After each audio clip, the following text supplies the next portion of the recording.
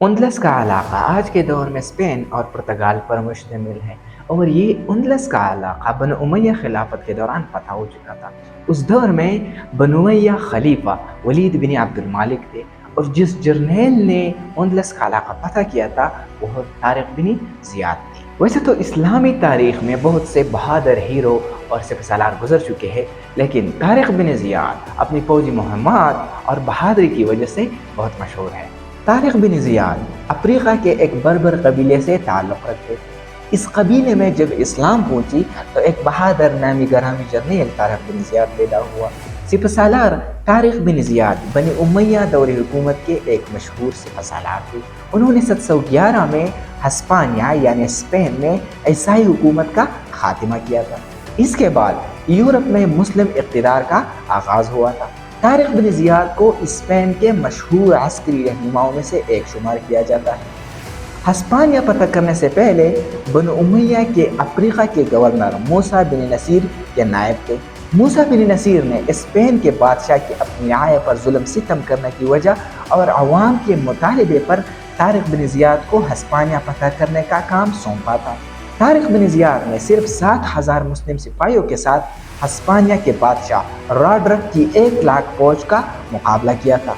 Rodrick की फौज को शिकस्त पाश हुई। स्पेन पर इस्लाम का झंडा गाड़ दिया गया। मौरखीन की राय है कि स्पेन की फतह पर यूरोप को मुसलमानों का एहसानमंद होना चाहिए। इसकी वजह यह है कि स्पेन में ईसाई दुनिया ने पसमानदगी से निकलकर इल्म, सकाफत और तहजीब मुसलमानों की वजह से तरक्की की थी। मुसलमानों ने उन्हें अंधेरों से निकालकर एक नई बसीरत अता की थी। तारिक बिन जियाद की तरबियत मूसा बिन नसीर गवर्नर अफ्रीका की निगरानी में हुई थी। मूसा बिन नसीर एक माहिर हर्ब और अजीम मुस्लिम सिपहसालार थे। इस तरबियत से तारिक बिन जियाद ने फन सिपहगिरी में बहुत जल्द शहरत हासिल कर ली।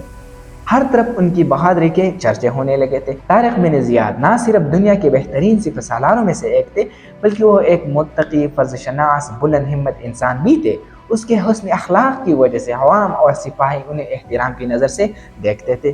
अफ्रीका की इस्लामी सुल्तनत को उंदलस की बाहरी क़ुव्वत से ख़तरा लाहक था, जबकि दूसरी तरफ स्पेन के अवाम ने अपने बादशाह के जुल्म की कहानियां मूसा बिन नसीर तक पहुंचाई थी।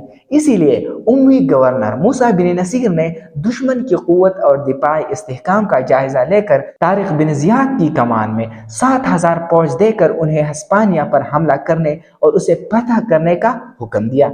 30 अप्रैल 711 को इस्लामी लश्कर हस्पानिया के साहिल पर उतरा और एक पहाड़ के दामन में अपने कदम जमा लिए। बाद में ये पहाड़ जबल तारिक के नाम से तारीख में मशहूर हुआ। बात यह है कि तारिक बिन जियाद ने इस पहाड़ के दामन में महफूज जगह चुन ली थी। इस मौके पर अपने सारे सिपाहियों को जमा किया। उनके सामने मोमिनाना सोच, ईमान की ताकत और निहायत वल्वले अंगेज खिताब किया। कहा कि देखो सिपाहियों, तुम्हारे सामने 1 लाख दुश्मन की फौज है, पीछे समंदर है, इसलिए हमने हर हालत में फतह हासिल करनी है। सारे सिपाहियों के सामने जंगी बहरी जहाज़ों को जलाने का हुक्म सादिर फरमाया। कहा कि हम दुश्मन से लड़कर फतह पाएंगे या शहादत के अजीम मनसब पर फायज होंगे। इसमें एक तरफ तो ईमानी क़ुव्वत थी तो दूसरी तरफ एक जंगी चाल थी। जंगी चाल ये थी कि दुश्मन की 1 लाख फौज देखकर हमारे सिपाहियों के हौसले पस्त न हो जाएं, उनके दिल से पसपाई का ख्याल निकल जाए। इस जंगी चाल की वजह से मुसलमान फौज के पास एक ही रास्ता बाकी रह गया था, या तो दुश्मन को शिकस्त पाश दे या अपनी जान दे दे। ये एक जबरदस्त जंगी चाल थी। इस जंगी चाल की दाद बाद में आने वाले अजीम सिपहसालारों ने भी दी। 7,000 के मुख्तसर लश्कर ईमानी क़ुव्वत से सरशार होकर 1 लाख फौज से टकरा गए। गुमसान का रंग पड़ा। आखिरकार शाहिनशाह रॉड्रिक मारा गया। इस एतबार से ये जंग पेशलकुन थी कि इसके बाद हस्पानी फौज कभी भी मुत्तहिद होकर ना लड़ सकी। फतह के बाद तारिक बिन जियाद ने बगैर किसी मज़ाहिमत के दारुल हुकूमत तलीता पर कब्जा कर लिया। जब तारिक बिन जियाद की फतह की खबर मूसा बिन नसीर तक पहुंची तो खुशी के इस मौके पर उसने अपने बेटे अब्दुल्लाह को अपना नायब मुकर्रर करके खुद तारिक बिन जियाद से मिलने के लिए स्पेन पहुंच गया। उसके बाद दोनों ने मिलकर कई इलाका फतह किए।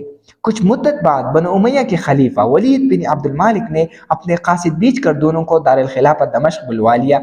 इसी तरह मशहूर मुस्लिम सिपहसालार तारिक बिन जियाद की अस्करी जिंदगी का इख्तिताम हुआ। तारिक बिन जियाद ने 720 में वफात पाई। Thank you for watching.